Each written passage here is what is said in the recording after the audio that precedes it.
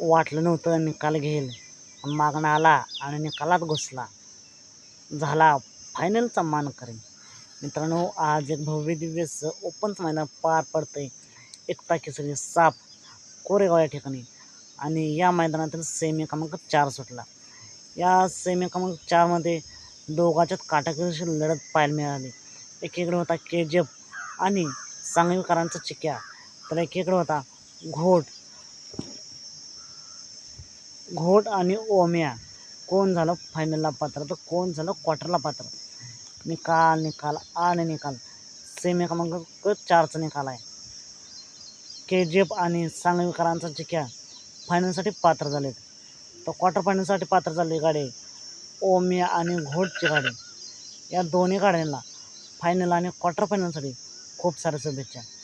मित्रांनो, असेच निकाल पाहण्यासाठी आत्ताच आपल्या चॅनलला सबस्क्राईब करा, लाईक करा आणि शेअर करा. चला तर मग भेटूया पुन्हा एकदा नवीन अपडेट्स भन्नाटाच्या नवीन व्हिडिओमध्ये.